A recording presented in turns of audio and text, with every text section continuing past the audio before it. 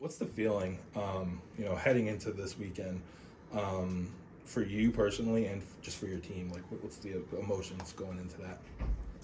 I think just we're very excited.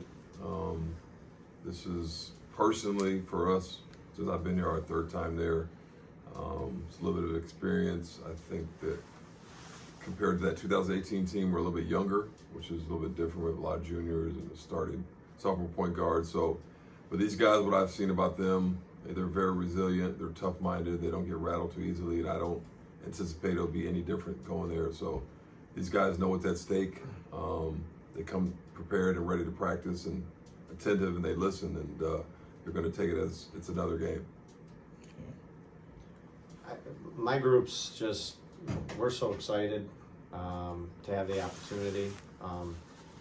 Being my first year, it's been, what a ride it's been, and I'm just, I'm excited for them. I'm excited for the program. Obviously, you both got a little bit of a trip to Glens Falls and to Troy. What's the song? What's the playlist that you're listening to on the ride? Well, so yeah, I have a different playlist for me personally. The kids. So do I. Yeah, like I'm okay with some of the stuff they listen to, but some of it I'm like. So everyone has their own iPod or headphones, and I like to listen to old school music, old school R&B, old school hip hop, or old school rock, 80s music. So I'll throw that on, and sometimes I'll put it on the speaker, and the older guys like the coaches Preston and Brett and those guys, they get kicked out. They love it.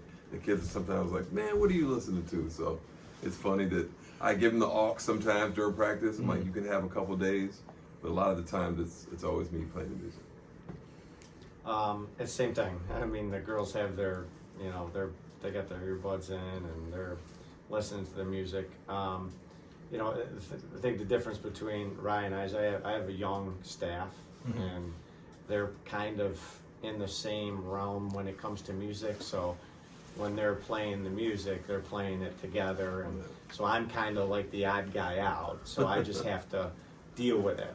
Because if I want to put my music on, I like old, oldies, and I'm an old rock kind of guy, but I'm a country music fan as well.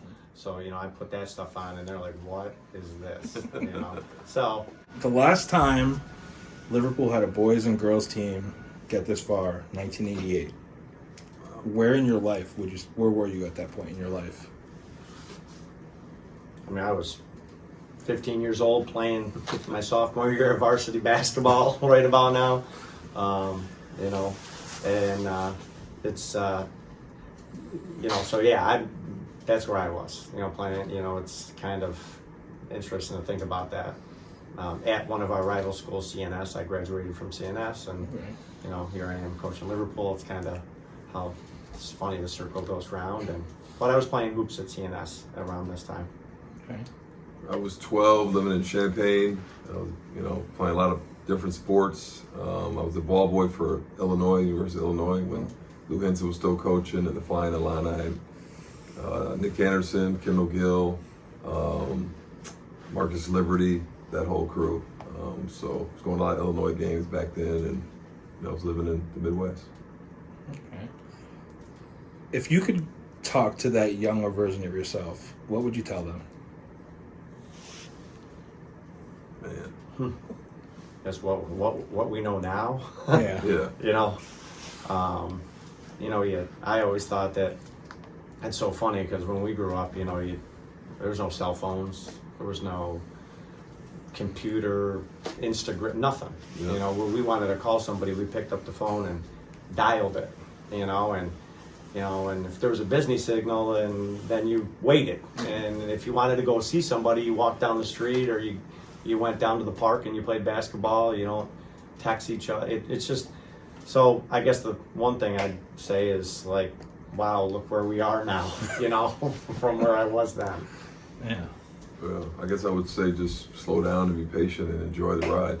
I think there's times in all of our lives where we get, we worry about the future and worry about things, but I would just enjoy the ride one day at a time. You never know where it's going to take you.